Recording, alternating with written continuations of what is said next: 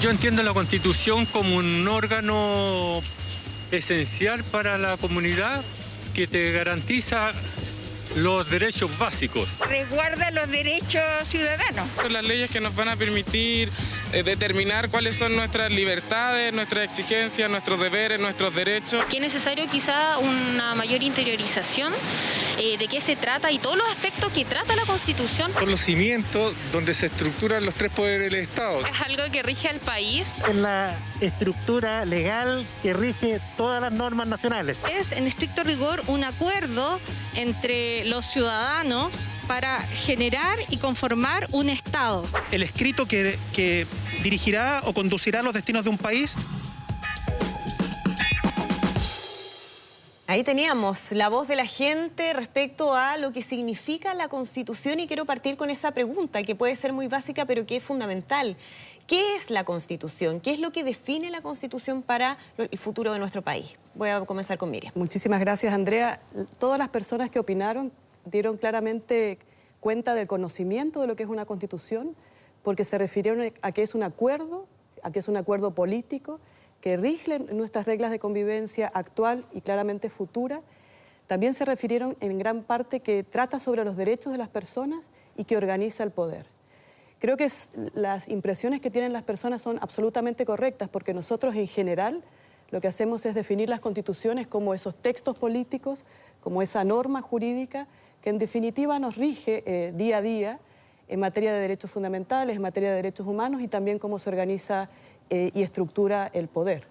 Sergio, ¿qué tan importante entonces puede ser una nueva Constitución? ¿Qué es lo que va a definir? Quizás hay quienes dicen, bueno, mi vida no va a cambiar.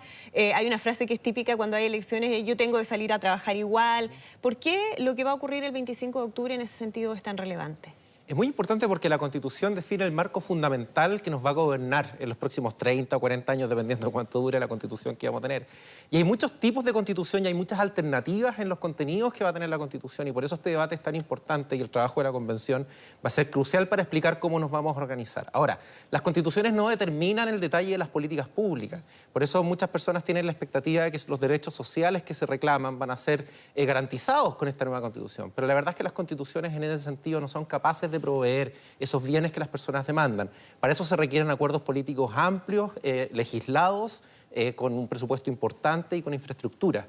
¿Ya? Y la Constitución puede diseñar una forma de gobierno más amigable que la que tenemos hoy día para dar una respuesta a eso. ¿Ya? Pero en el corto plazo, la Constitución no va a satisfacer esas demandas sociales. Y es importante que las personas sepan eso. Para no generar demasiadas expectativas en ese sentido en particular. Vamos a las preguntas más específicas, entremos a terreno porque tenemos ya varias dudas que nos han hecho llegar. Vamos a escuchar. ¿Cuál puede ser la fórmula tal para que la Constitución sea realmente participativa y orientada fundamentalmente a la justicia social? Ya, ahí está entonces la pregunta, un poquito en la línea de lo que estábamos conversando, Sergio, ¿no? ¿Cuál puede ser esa fórmula participativa, dicen? Bueno, es que una cosa es la participación durante el proceso constituyente, durante la elaboración de la Constitución, y otra cosa son los mecanismos de participación que la propia Constitución defina para el futuro. En el proceso constituyente los mecanismos de participación son tres: el plebiscito de entrada, la elección de los delegados de la Convención y después el plebiscito de salida. Ya son solamente esos tres, independientemente de que puedan haber otros canales informales. Pero la Constitución podría eventualmente definir otros canales de participación estableciendo herramientas democráticas en su contenido para el gobierno futuro. Obviamente todavía no sabemos cuáles van a ser. Claro. Eso va a depender de los convencionales, pero eventualmente sí podría hacerse. Ahora, si la Constitución va a traer justicia social o no, tengo que contestar con la misma respuesta que di antes. No, no va a traer justicia social, porque eso depende de los gobiernos que tengamos en el futuro. Lo que sí puede hacer la Constitución es facilitar la posibilidad de que esos gobiernos puedan implementar esos programas en el futuro. ¿Y eso qué tan explícito puede estar en una Constitución? Porque también tenemos modelos de Constitución que son muy breves, con grandes lineamientos respecto a lo que va a regir como en los acuerdos del país, y otras que son más específicas. Nosotros vamos, si es que se aprueba obviamente el plebiscito del próximo 25 de octubre, empezar a trabajar en una que vamos a ver de qué manera se va a construir, pero en ese sentido, volviendo a la pregunta que nos hacían respecto a la justicia social, qué tan definidas pueden estar esas políticas que decíamos no necesariamente va a satisfacer las expectativas que existen en relación a este tema? Yo ahí creo que es muy importante considerar que muchas personas participan de este proceso con una clara orientación de búsqueda de la justicia social. Cuando uno piensa en la justicia social, se está representando un reparto equitativo de esos bienes sociales que justamente están vinculados con los derechos sociales para que todas las personas puedan tener acceso a ellos. Probablemente las personas estén pensando en salud, en educación, en seguridad social, y es probable que las constituciones no puedan directamente satisfacer esos bienes, pero sí pueden permitir y orientar la labor del Estado para que puedan alcanzarse. ¿De qué forma? Pongamos un ejemplo. Supongamos que la Constitución establece ciertos principios que van a ser orientadores del accionar del Estado. Un principio podría ser la igualdad, podría haber una referencia explícita a la dignidad humana. Actualmente están previstas, pero el solo hecho de que la Constitución lo establezca orienta la función del Estado. Luego el Estado no podría, por ejemplo, impedir el acceso a ciertos bienes. Yo creo que es muy relevante, por ejemplo, pensar que el acceso esté asegurado para todas las personas. Y cuando digo a las personas, probablemente a las más desfavorecidas. Por ejemplo, las mujeres, eventualmente los migrantes, las personas privadas de libertad, que todas ellas puedan tener acceso a esos bienes sociales básicos, porque solo así se podrá conseguir el desarrollo de las personas y también de la sociedad. Si se establecieran derechos sociales en la Constitución, que yo creo que es probablemente lo que la gente espera que ocurra, la Constitución actualmente los prevé, pero los prevé sin que sean exigibles, por ejemplo, en toda su dimensión ante los tribunales de justicia. Claro. Entonces, una manera muy concreta de poder garantizar esos derechos es haciéndolo exigibles. Y esa es una manera también de alcanzar esa justicia social. Vamos a seguir con las preguntas. Esta es la que tenemos a continuación. Me gustaría saber si con el cambio de constitución es posible hacer un cambio potente en lo que respecta a la distribución de la riqueza en nuestro país. Mira, seguimos más o menos en la misma línea, Miriam, de lo que estábamos hablando. ¿De qué manera la Constitución podría significar un cambio, dice, en la distribución de la riqueza? Es uno de los tantos puntos que han salido desde el 18 de octubre, podríamos decir en adelante, como una necesidad de cambio, el tema de la desigualdad que existe en nuestro país. ¿Podría haber ahí un cambio significativo de lo que tenemos hoy? Yo creo que hay que recordar que este proceso constituyente se impulsa justamente en el contexto del estallido social, donde las personas lo que demandan son cambios para tener nuevas políticas sociales, nuevas políticas económicas, culturales, de toda índole.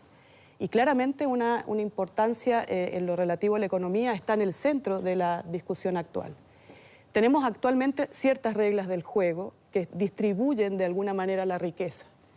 Entonces, la posibilidad de que la distribución de la riqueza sea distinta justamente supone cambiar esas reglas del juego.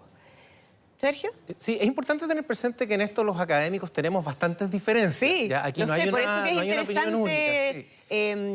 Que haya distintas miradas respecto al tema, porque tampoco es algo que esté claramente escrito en piedra, sino que hay interpretaciones y hay distintas posturas al respecto. Hay, por ejemplo, constituciones de países socialistas o constituciones incluso totalitarias que tienen fuertes aspiraciones de distribuir la riqueza, pero que al costo de sacrificar la democracia. Y yo creo que ese es un costo que no hay que pagar en ningún caso.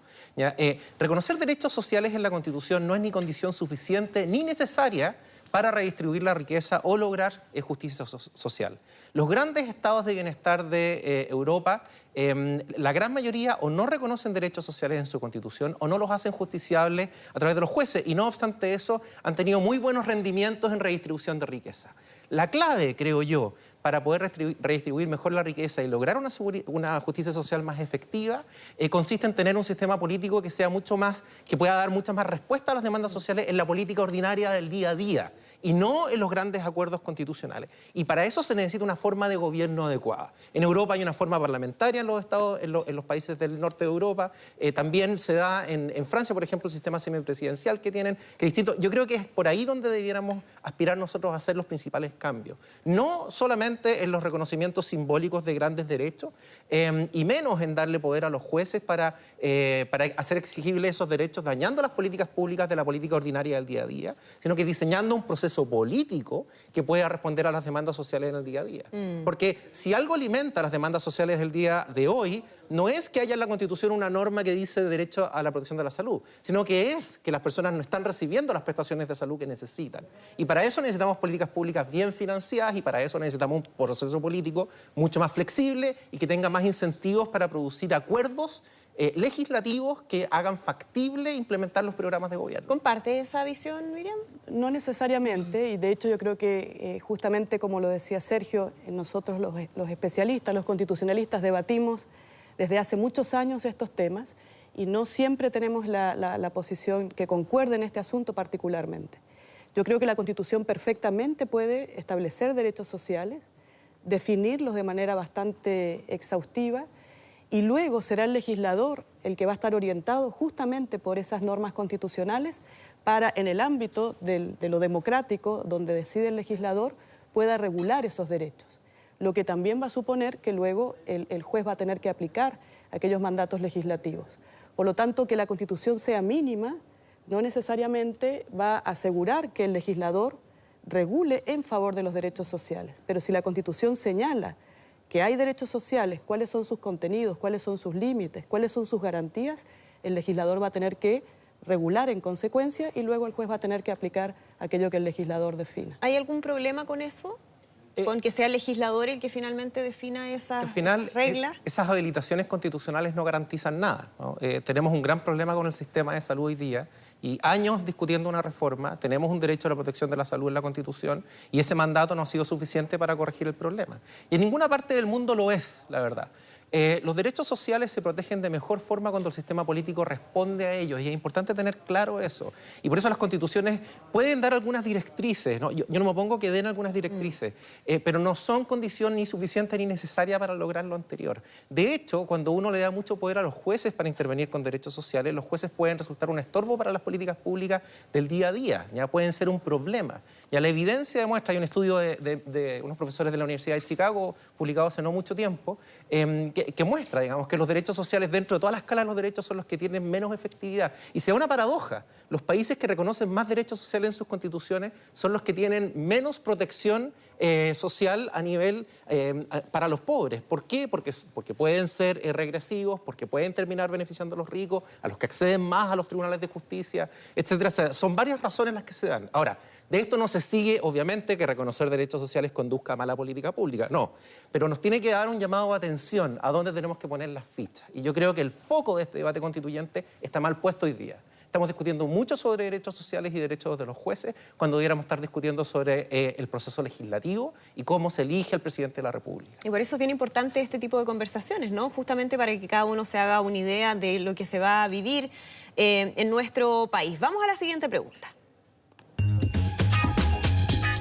Me gustaría saber qué le falta a la Constitución y cómo arreglarlo para que hombres y mujeres tengamos los mismos derechos.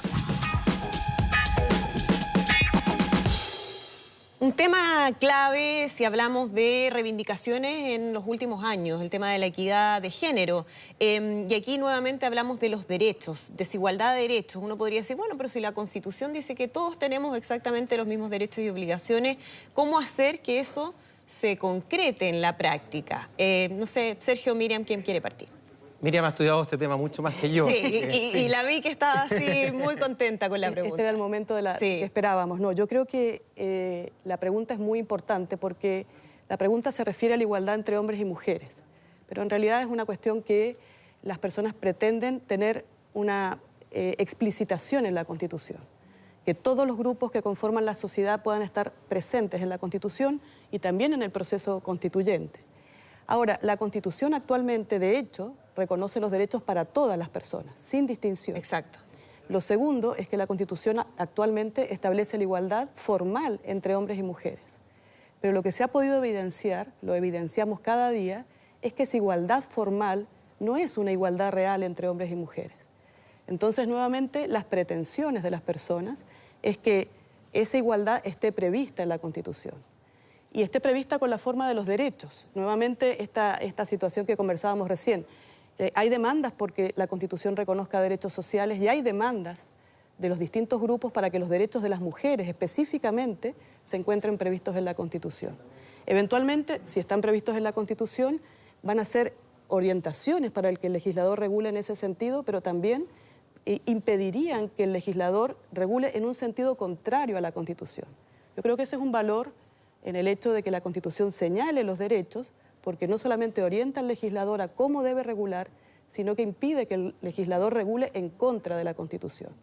Ahora, en general, las miradas están colocadas a los derechos de las personas, particularmente a los derechos de las mujeres, por ejemplo, el derecho que tienen las mujeres a vivir una vida libre de todo tipo de violencia. Pero es bien importante que la discusión también se dé en el ámbito del poder, porque la distribución del poder también eventualmente va a ser un espacio disputado por las demandas sociales de las mujeres. Una demanda que probablemente va a estar sobre la mesa va a tener que ver con la paridad de género en la integración de aquellos órganos que supongan una representación popular. Sergio, volviendo a la pregunta, primero saber si tú crees en lo particular que es necesario hacer esa explicitación o avanzar en hablar de hombres y mujeres en la Constitución cuando habíamos hablado de igualdad de derechos de las personas. Y cómo se podría avanzar para que esas desigualdades que existen en la práctica en tantos ámbitos pudiesen combatirse. Aquí hay dos temas que hay que diferenciar. Uno es el valor simbólico que tienen las constituciones, ¿no? Y el segundo es el valor práctico que las constituciones van a tener el día de mañana. El lenguaje que usan las constituciones es relevante para lo simbólico. Y por eso hablar de personas y no de hombres, por ejemplo, puede ser relevante. Hubo una reforma constitucional en el año 99 que hizo eso en nuestra constitución. Señalar la igualdad entre hombres y mujeres también puede ser relevante. Y hay gente que cree que el valor simbólico de las constituciones no es tan importante, pero la verdad es que eso es un error. ¿Ya? Las constituciones tienen un valor simbólico porque ellas deben legitimar las instituciones que están bajo ella y deben ser un documento que sea capaz de unir a la población, que la población se siente identificado y representado con ella. ¿Ya? Y por eso ese lenguaje de la Constitución es tan importante, aun cuando no pueda producir efectos prácticos tan relevantes. Ahora, los problemas de discriminación que tiene la mujer hoy día tenemos una ley antidiscriminatoria, la denominada Ley Zamudio, que ha tenido pésimos resultados, ¿no? Aquí hay un acuerdo bien transversal en la literatura, que ha sido una muy mala ley, ha sido muy mal aplicada por los tribunales. Y claro, y ahí hay varias explicaciones que se pueden dar, pero no es una explicación que podamos rastrear a la Constitución o al lenguaje que usa la Constitución. Es una mala ley, no tenemos la infraestructura adecuada, los tribunales no tienen procedimientos suficientemente expeditos. Hay varias razones, digamos, pero no son razones propiamente constitucionales, a lo menos en ese caso. Bien, pues súper interesante. Dejamos hasta aquí las preguntas de esta primera edición de nuestra mesa constituyente en Mega Plus, pero les quiero dejar un adelanto para lo que se viene en la próxima semana porque ya hay varias dudas.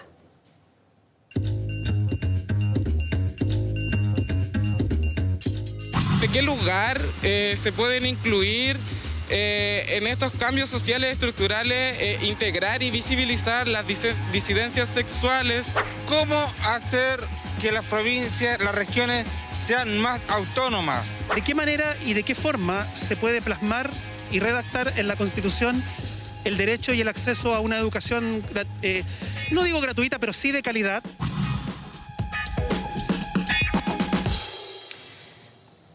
Ahí está, minorías, regiones, educación, tremendos temas que vamos a estar también analizando en nuestra próxima edición de Mesa Constituyente. Los espero.